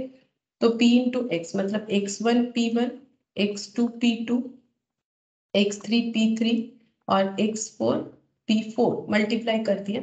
अब ये एक्सपेक्टेड वैल्यू कैसे निकलता है? इसका सम करके, है ना, इसका तो सम करके निकलता है। तो summation of p into x का मतलब ही होता है एक्सपेक्टेड वैल्यू ऑफ x। अब इसका सम लिखेंगे x1 P1 plus x2 P2 plus x3 P3 plus x4 P4। Check करते हैं, ये तो नहीं होगा। x1 P1, x2 P2 था, शायद x2 P2 था, हाँ, तो ये भी नहीं होगा। x1 P1 x1 P2 x2 P3 x3 1 1 2 2 3 3 4 4 1 1 2 2 3 3 4 4, यानी ऑप्शन सी। देखो सिंपल है, ऑप्शन सी होगा इसका आंसर, और कुछ नहीं। बस ध्यान से देख के लिखना है, कंफ्यूजन है यहाँ पर। ये अगर टिक कर दोगे गलती से तो गया क्वेश्चन, ठीक है। 54 नंबर देखो क्या बोल रहे हैं। If variance of a random variable x is 23, what is the variance of 2x plus 10? Variance of x बोला है, ठीक है। ये है सेट ए का ही क्वेश्चन नंबर 54, ठीक है। वेरिएंस ऑफ एक्स ये बोला है 23। हम लोग को पूछा है कि बताओ variance of 2x plus 10 equal to कितना होगा, ठीक है। तो इसको हम लोग y मान लें, y equal to 2x plus 10, यानी वेरिएंस ऑफ y कैलकुलेट करने से ही होगा। वेरिएंस ऑफ y कैलकुलेट करने से ही होगा। तो हम लोग को पता है कि फॉर्मूला क्या होता है, S D of x equal to, sorry, S D of Y equal to mod of b into S D of x, ये होता है। अब मॉड ऑफ बी क्या होगा, इस इक्वेशन से पता करेंगे, y equal to a plus b x, इस फॉर्मेट में लिखेंगे। ये हो गया बी का वैल्यू है +2, स्टैंडर्ड डेविएशन ऑफ एक्स, ये वेरिएंस दे रखा है, मतलब रूट ओवर ऑफ 23। तो इसको सॉल्व करेंगे तो हमें S D of why he मिलेगा, लेकिन हमें वेरिएंस पूछा है तो फिर से रूट दिया है, तो हम इसको एक काम करते हैं, ऐसे लिख लेते हैं, 2 इंटू रूट ओवर ऑफ 23। अब वेरिएंस ऑफ y का मतलब एस डी वाई का square, 2 into root over of 23, ठीक है। तो 2 इंटू रूट ओवर ऑफ 23 का स्क्वायर, तो 2 का स्क्वायर 4, 23 को स्क्वायर करेंगे तो ये 23 हो जाएगा। तो 23 इंटू 4, ये हो गया 90। चेक करते हैं 92 कुछ ऑप्शन है कि, हाँ, ऑप्शन डी हो जाएगा, ठीक है। तो जब भी हमारा आंसर पॉइंट फ्रैक्शन में नहीं रहेगा तो फिर ये रूट को चेंज करने का जरूरत नहीं है, ठीक है। तो ये सब थोड़ा सा ध्यान रखना चाहिए, ताकि एग्जाम टाइम में कंफ्यूजन ना हो जाए कि कैसे करके आंसर को टैली करें। अगर 23 को सॉल्व कर दोगे और फिर चेक करने जाओगे तो मतलब समझ में नहीं आएगा कि कौन सा आंसर होगा। वो भी सही अप्रोच है, बट इसके साथ फिर मैचअप करने में मुश्किल होगा। अब 45, सेट ए का ही 45 नंबर क्वेश्चन करेंगे, ये वाला।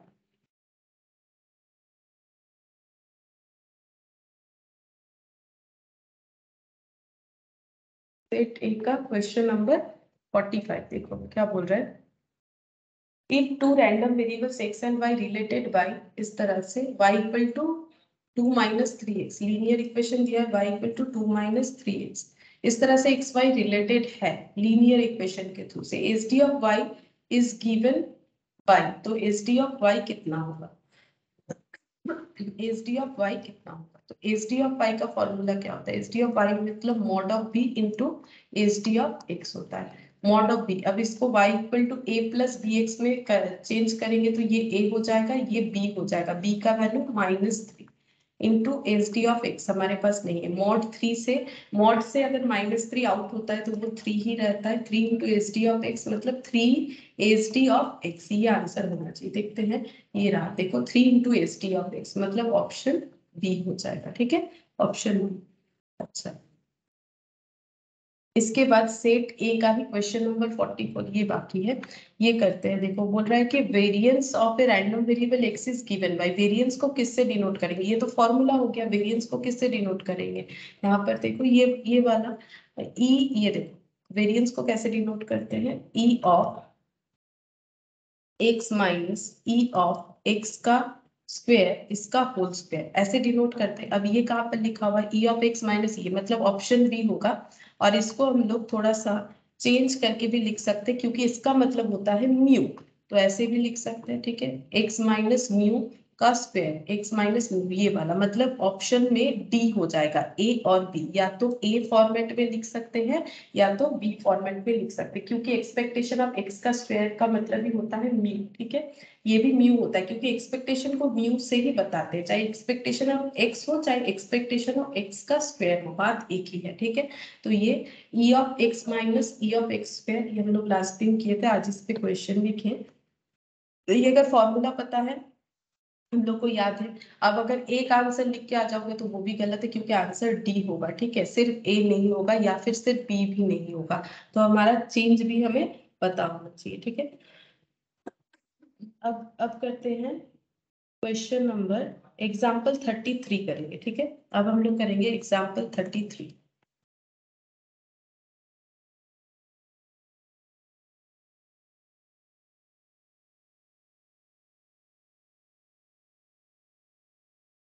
ये वाला a dice is thrown repeatedly till a 6 appears, write down the sample spaces and also find the expected number of throws। ठीक है, तो ये कैसे होगा देखो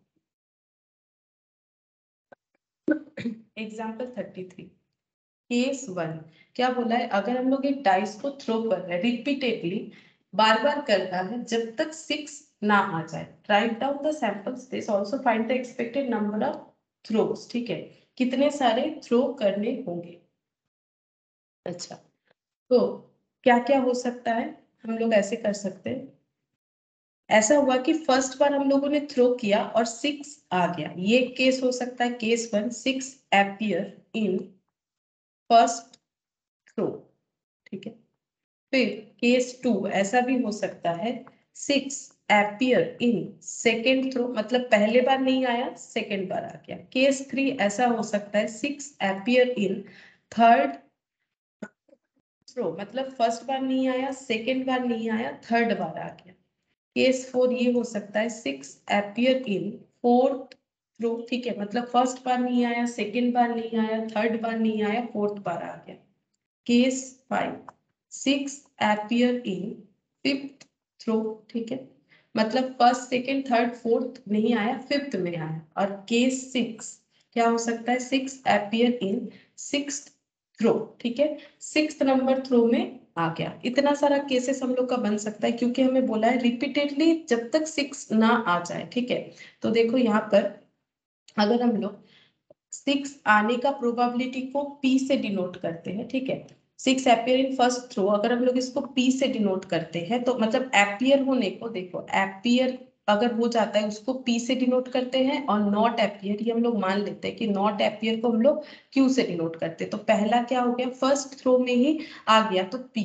अगर सेकेंड थ्रो में आया तो फर्स्ट थ्रो में नहीं आया एंड सेकेंड थ्रो में आया, तो जो नहीं आया उसको क्यू बोलेंगे एंड फर्स्ट थ्रो में आया तो ये पी हो गया। मतलब probability awkward and not awkward, तो यहाँ पर थर्ड थ्रो में आया मतलब टू नॉट ऑकर्ड तो Q into Q and last time awkward हुआ, ऐसा हो सकता है। या फिर अगर हमारा 3 टाइम नॉट ऑकर्ड हुआ कंटिन्यूअसली फिर फोर्थ टाइम ऑकर्ड हुआ, या फिर फोर्थ टाइम्स नॉट ऑकर्ड हुआ और फिफ्थ टाइम ऑकर्ड हुआ, या फिर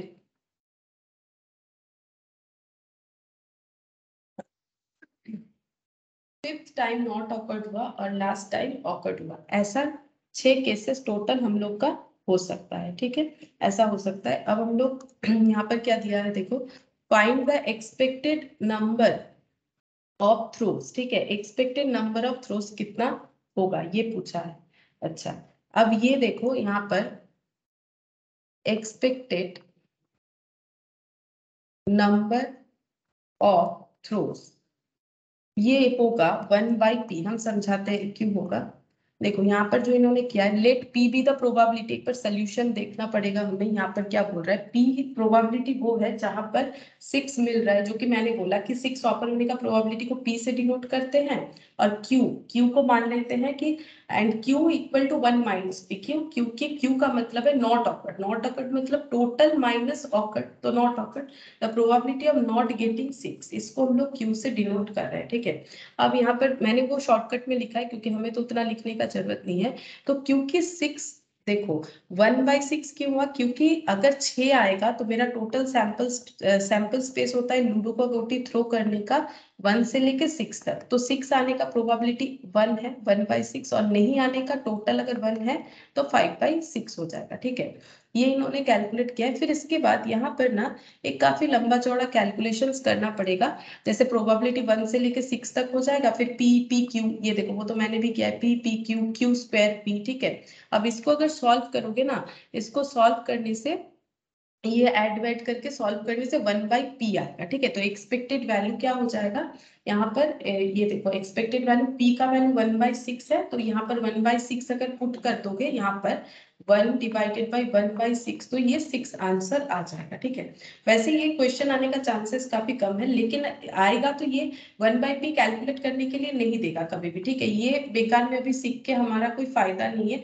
वैसे भी हम नॉर्मली भी नहीं सिखाते ये वाला, क्योंकि इसका कैलकुलेशन क्या है, कर सकते हो तुम लोग खुद भी। फिर इसमें एक फॉर्मूला होता है, एक्चुअली क्या होगा, ये एक फॉर्मूला है, अगर फॉर्मूला याद रख सकते हो तो ये फिर ये कैलकुलेशन कर पाओगे, लेकिन आने का चांसेस नहीं है।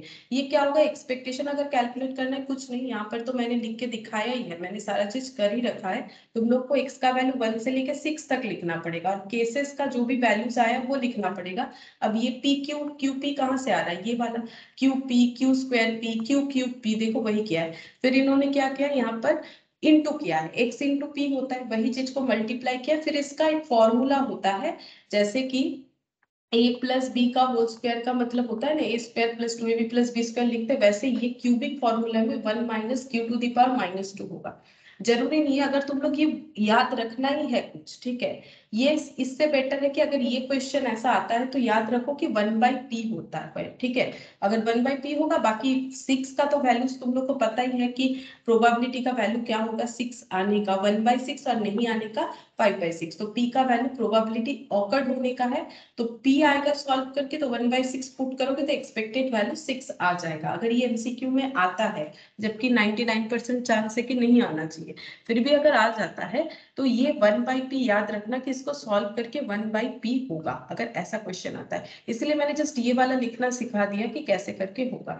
तो इसमें हम लोग का ये देखो, ये प्रोबेबिलिटी ऑफ गेटिंग 6 ये हो जाएगा 1/6, प्रोबेबिलिटी ऑफ नॉट गेटिंग 6 ये हो जाएगा 5/6, ठीक है। तो यहाँ पर सॉल्व करके 1/p आएगा, 1/p में अगर हम लोग 1/6 पुट करते हैं तो 6 आ जाएगा, एक्सपेक्टेशन ऑफ 6। ये 1/6 किसका सोल्यूशन होगा, एक्सपेक्टेड वैल्यूज का, ठीक है। ये 1/p होगा। ये अगर कुछ मेमोराइज करना ही तो इसको कर लो, बाकी का जरूरत नहीं है, क्योंकि या तो फिर ये फॉर्मूले को मेमोराइज करना बेटर है कि आंसर ही याद रखो अगर आता है, जबकि चांसेस बहुत कम है आने का, ठीक है। तो अगर ये क्वेश्चन आ जाएगा तो इसको इस तरह से कर सकते हैं। देखो बाकी तो मैंने सारा चीजें बताया ही है सॉल्व करके, बट इसका एक्सपेक्टेशन उतना नहीं है कि आए। तो अगर आता भी है तो 1/p याद रखोगे तो ऑटोमेटिकली सॉल्व कर पाओगे। अच्छा, अब हम लोग करेंगे सेट सी का क्वेश्चन नंबर 14, जो कि सेट थ्योरी से रिलेटेड है।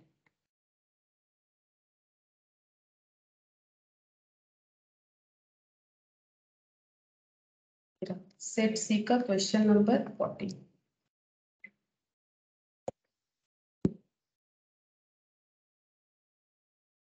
यही लास्ट क्वेश्चन है।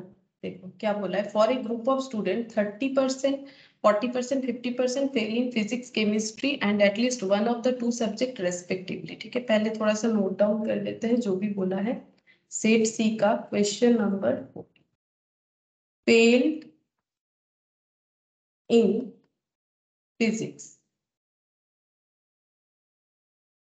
फेल्ड इन फिजिक्स है 30%, ठीक है।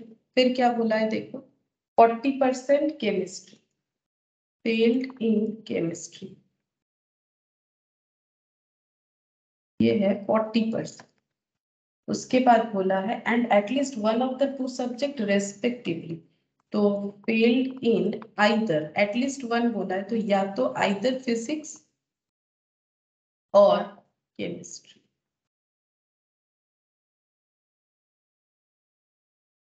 फिफ्टी परसेंट ये परसेंटेज दे रखा है, ठीक है। If an examinee is selected at random, what is the probability that he passed in physics if it is known that failed in chemistry, ठीक है। तो हमें बोल रहा है कि प्रोबेबिलिटी क्या है, what is the probability that he, अगर कोई एक एग्जामिनी को हम लोग रैंडमली सिलेक्ट करें तो इसका प्रोबेबिलिटी क्या है कि जिसको हम लोगों ने सिलेक्ट किया है वो फिजिक्स में पास कर गए हैं लेकिन केमिस्ट्री में फेल कर गए, ठीक है।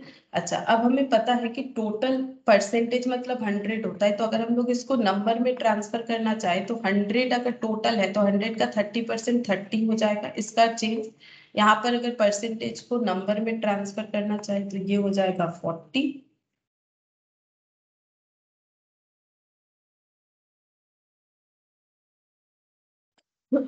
100 का 50% ये हो जाएगा 50, ठीक है। अच्छा, अब देखो number of passing physics 30 n से कन्वर्ट कर दिया क्योंकि मैंने 100 मल्टीप्लाई कर दिया, ठीक है। N of chemistry 40, n of physics और केमिस्ट्री, क्योंकि और है, और का मतलब यूनियन होता है, ये हो गया 50। हम लोग को कैलकुलेट करना है कि n of p intersection c क्या होगा, ठीक है। पहले ये कैलकुलेट कर लेते हैं, देखो क्योंकि ये वाला कैलकुलेट कर लेते हैं।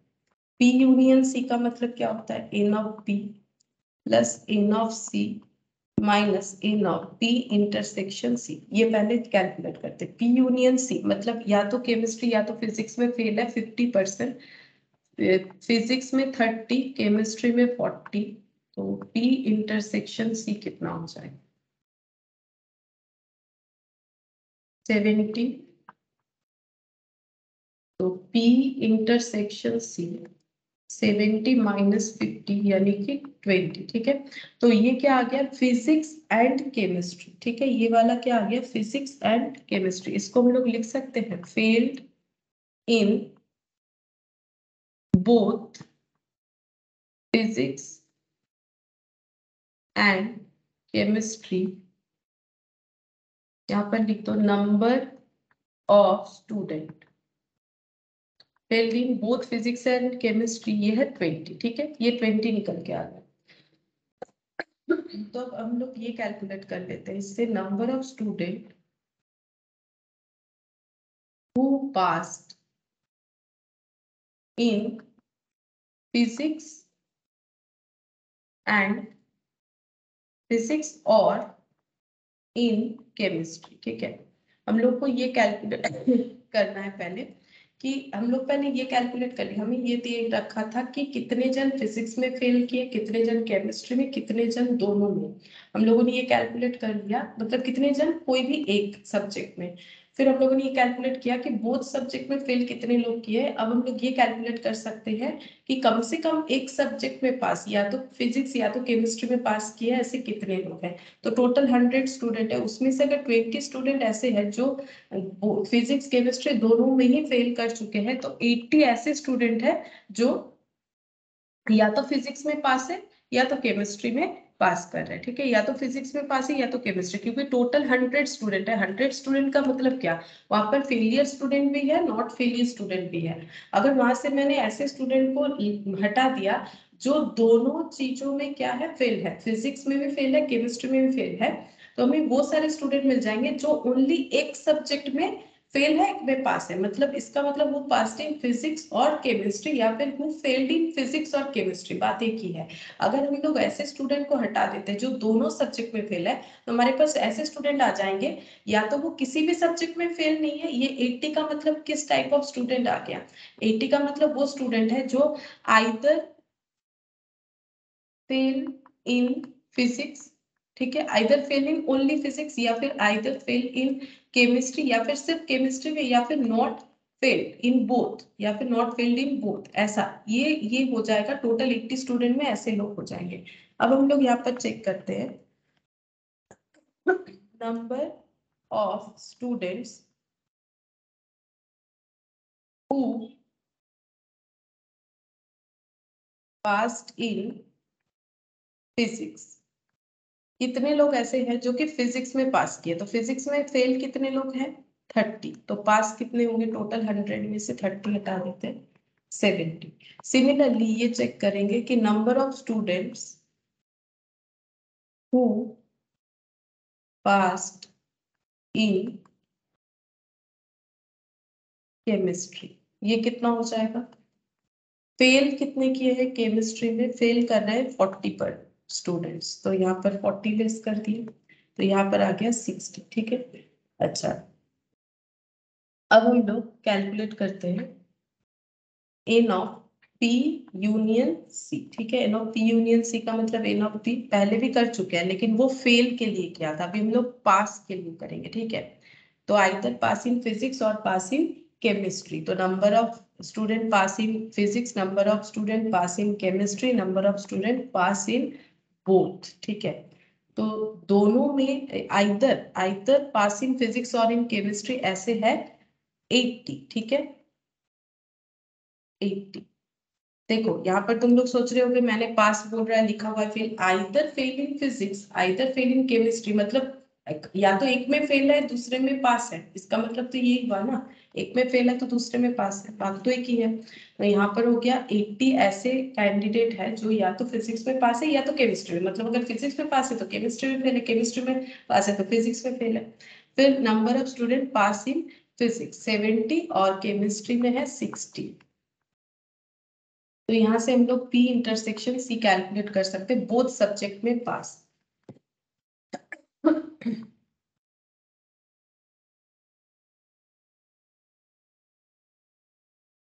ये हो जाएगा 130 माइनस 80, तो ये हो गया 50।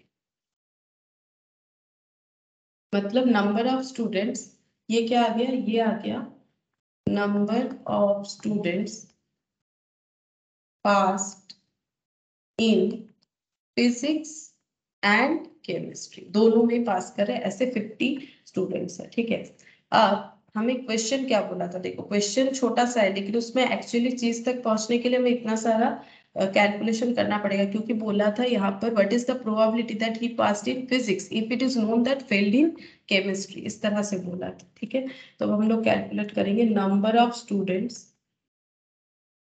ओनली पास्ट इन फिजिक्स, ये पहले कैलकुलेट करेंगे, तब भी नहीं होगा क्योंकि वो केमिस्ट्री में फेल्ड होने चाहिए, तो अभी तक हमारा आंसर नहीं आ रहा है। Only past in physics, physics में कितने लोगों ने पास किया है, तो देखो टोटल फिजिक्स में पास हुए हैं 70 लोग, लेकिन ऐसे लोग हैं जो कि फिजिक्स और केमिस्ट्री दोनों में पास किए 50 ऐसे पर्सन है, तो ओनली फिजिक्स में पास किए हैं 20। ठीक है, ओनली फिजिक्स में पास किए 20। अब हमें प्रोबेबिलिटी कैलकुलेट करना है, probability that passed in physics and failed in chemistry, तो कैसे होगा, यहाँ पर करते हैं probability passed in physics but failed in chemistry. तो passed in physics only physics है ना, पास्ट इन फिजिक्स कितने हैं 20 ऐसे पर्सन है जो कि पास्ट इन फिजिक्स है, और फेल्ड इन केमिस्ट्री कितने लोग हैं, फेल्ड इन केमिस्ट्री है 40। ठीक है, 40, तो यहाँ पर हो जाएगा डिवाइडेड बाई 40, तो इसको सॉल्व करने से 0.50 आ जाएगा, मतलब 0 0 कैंसिल, हाफ हाफ का मतलब 0.5, मतलब ये ए 14 का ए होगा। ठीक है, पॉइंट में आंसर नहीं है लेकिन 14 का आंसर ए हो जाएगा। तो देखो एक बार बता देते क्वेश्चन में क्या बोला था, क्वेश्चन में हमें दो कैटेगरी दे रखा है कि पास फिजिक्स और केमिस्ट्री का फेल का परसेंटेज बता रखा है। ठीक है, तो कितने लोग हैं जो कि फिजिक्स में फेल किए, केमिस्ट्री में फेल किए और एटलीस्ट एक सब्जेक्ट में फेल किए, वहां से हम लोगों ने ये कैलकुलेट किया कि दोनों सब्जेक्ट में कितने लोग फेल किए फॉर्मूला यूज करके। तो अगर दोनों सब्जेक्ट में 20% फेल किए हैं तो फेल एक एक सब्जेक्ट में या फिर किसी में नहीं किए, ऐसे कितने स्टूडेंट हो गए 80। ये क्यों कैलकुलेट करना पड़ा, क्योंकि हमें ये चेक करना है कि फिजिक्स में कितने लोग पास किए हैं, जबकि कंडीशन उसके साथ ये है कि केमिस्ट्री में फेल होने चाहिए, वो तो हमें पता है 40, बट फिजिक्स में कितने लोग पास किए, क्योंकि ये सब तो फेल का परसेंटेज था। हम लोगों ने देखा कि टोटल ऐसे स्टूडेंट है जो किसी ना किसी सब्जेक्ट पे पास किए और एक में फेल या फिर पूरा पास किया, ऐसे 80 स्टूडेंट्स है, ठीक है। तो इसका मतलब अगर 80 स्टूडेंट्स है तो अगर टोटल 100 स्टूडेंट है उसमें से 30 फिजिक्स में फेल है तो 70 पास है, अगर केमिस्ट्री में 40 फेल है तो 60 पास है। तो यहाँ से हम लोगों ने फिर से फॉर्मूला लगा के ये कैलकुलेट कर लिया कि दोनों ही सब्जेक्ट में पास है ऐसे स्टूडेंट है 50, ठीक है। तो फिजिक्स में 70 स्टूडेंट्स पास है, लेकिन ये ओनली फिजिक्स नहीं है, ठीक है, इसमें केमिस्ट्री भी होगा, मतलब वो सारे स्टूडेंट आ जाएंगे, जैसे मान लो ए बी, ठीक है, ये फिजिक्स में पास है, ये फिजिक्स में पास है, सी ये फिजिक्स में भी है केमिस्ट्री में भी पास किया है, तो पासिंग फिजिक्स में ये तीनों आ जाएंगे ए बी सी। लेकिन हमें ओनली फिजिक्स चाहिए, तो हमें ये जो कॉमन पोर्शन है उससे हटाना चाहिए। तो वही चीज किया, कॉमन 50 ऐसे लोग थे जो दोनों चीज में पास किए थे, तो 70 से 50 हटा दिए 20।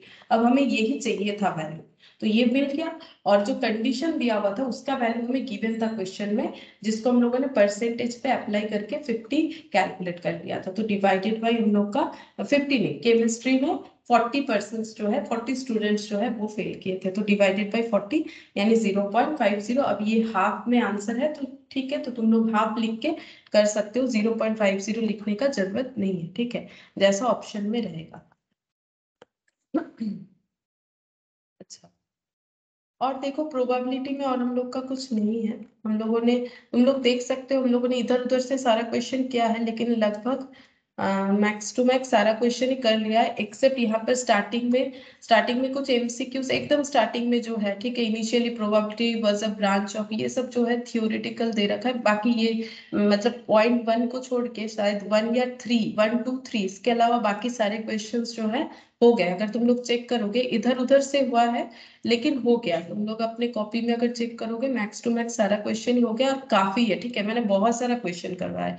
और प्रोबेबिलिटी तो कोई इकलौता चैप्टर नहीं कि वहां से आएगा, वैसे हम लोगों ने बहुत सारा क्वेश्चन प्रैक्टिस किया है, जो भी इंपॉर्टेंट होता है एग्जाम पॉइंट ऑफ व्यू से वो सारा चीजें हम लोगों ने प्रैक्टिस किया। अगर यही वाला तुम लोग करोगे तो काफी है। अच्छा, एक ये बाकी था 55, ये वाला बता देते हैं, ये वाला बाकी था, what is the probability of having at least 1 6 from 3 throws of a perfect die, ठीक है, एक 6 आने का प्रोबेबिलिटी क्या होता है 1/6, ठीक है। तो यहाँ पर बोला है what is the probability having at least 1 6 from 3 throws of a perfect die. अगर हम लोग 3 बार थ्रो कर रहे हैं तो 6 आने का प्रोबेबिलिटी 1/6 है, और 6 नहीं आने का प्रोबेबिलिटी है 1 - 1/6 यानी 5/6, ठीक है, ये होगा 5/6। तो हमें बोला है what is the probability of having at least 1 6, at least 1 6 बोला है, कम से कम एक 6 आ जाए throw of a perfect die. तो 6 आने का प्रोबेबिलिटी 1/6, नहीं आने का प्रोबेबिलिटी 5/6, ठीक है। तो अगर हम लोग थ्रो कर रहे हैं और ये हो रहा है कि 6 नहीं आया, इसका प्रोबेबिलिटी पहले थ्रो से 5/6, एंड दूसरे थ्रो में भी अगर नहीं आया तो 5/6, तीसरे थ्रो में भी नहीं आया तो भी 5/6, ठीक है। तो 3 थ्रो में, जैसे ये एक थ्रो का निकाले, एक थ्रो में आने का प्रोबेबिलिटी 1/6, नहीं आने का 5/6, वैसे ही लगातार 3 थ्रो में अगर हमारा 6 नहीं आए, इसका प्रोबेबिलिटी 5/6 एंड 5/6 एंड 5/6 यानी 5/6 का होल क्यूब, ठीक है। तो एटलीस्ट एक बार 6 आने का प्रोबेबिलिटी कितना होगा, ये 3 थ्रो से नहीं आने का प्रोबेबिलिटी है, तो 3 थ्रो में कम से कम एक बार आ जाए, इसका प्रोबेबिलिटी होगा 1 - 5/6 का होल क्यूब, ठीक है, ये होगा। तो ये ऑप्शन डी होगा। फिर से बताते हैं, बोला है कि एटलीस्ट 1 6 आ जाए 3 थ्रो से, इसका प्रोबेबिलिटी क्या है। तो एटलीस्ट यहाँ पर देखो क्या बोला है, अगर देखो यहाँ पर ऑप्शन के वजह से है, वैसे तो देखो 1/6 होता है प्रोबेबिलिटी आने का, तो 1/6 का क्यूब होने से हो जाता 1/6 का क्यूब, ठीक है, 1/6 आ गया, थ्रो किए, हमारा 6 आया, इसका प्रोबेबिलिटी 1/6 एंड 1/6 एंड 1/6, ये भी तो आंसर हो सकता था, सही बात है, लेकिन देखो आंसर में ऐसा नहीं है, ये 1 - 1/6 है, 1 - 1/6 का क्यूब मतलब तो 6 नहीं आने का प्रोबेबिलिटी, क्योंकि 1 का मतलब probability of getting and probability of not getting, दोनों मिक्स्ड अप है। तो probability of getting and not getting से अगर हम लोग प्रोबेबिलिटी ऑफ गेटिंग हटा देंगे तो नॉट गेटिंग रहेगा ना, तो जबकि हमें प्रोबेबिलिटी ऑफ गेटिंग एटलीस्ट 1/6 बोला है, तो ये प्रेजेंटेशन की वजह से हमें आंसर इस तरह से देना पड़ रहा है। बाकी 1/6 का आने का प्रोबेबिलिटी है 1/6, पहले बार का, दूसरे बार का भी 1/6 और 1/6, ठीक है। लेकिन ये हम लोग लिख नहीं सकते क्योंकि हमारे पास ऐसा आंसर नहीं है। और 5/6 तो नहीं आने का है, तो ये ऑप्शन भी नहीं होगा, ये ऑप्शन भी नहीं होगा। होने का प्रोबेबिलिटी क्या हो जाएगा, टोटल से नहीं होने का प्रोबेबिलिटी अगर लेस करेंगे, क्योंकि प्रेजेंटेशन ऐसा है, तो हमारा आंसर ऑप्शन डी से होगा, ठीक है। तो ये ऑप्शन डी हम लोग का आंसर हो जाएगा। ऑप्शन डी का 1 - 5/6 to the power whole cube, ठीक है। तो ये मैंने यहाँ पर ही करके दिखा दिया, ये इस तरह से होगा। ये एक इम्पॉर्टेंट था, ये नहीं हुआ था, मुझे याद है। और बाकी अगर क्वेश्चन देखोगे तो हम लोग का सारा क्वेश्चंस कंप्लीट है, ठीक है। कुछ भी बाकी मुझे तो नहीं लगता है, हम लोगों ने सारा क्वेश्चन कर लिया, जितना सारा इसमें क्वेश्चन था अलग अलग टाइप का, ठीक है। और इससे ज्यादा करने का भी जरूरत नहीं, जितना किए हो ये प्रैक्टिस करोगे तो यही काफी, ठीक है। फिर आज प्रोबेबिलिटी तो खत्म हो गया, आज इतना ही करते और नहीं करेंगे।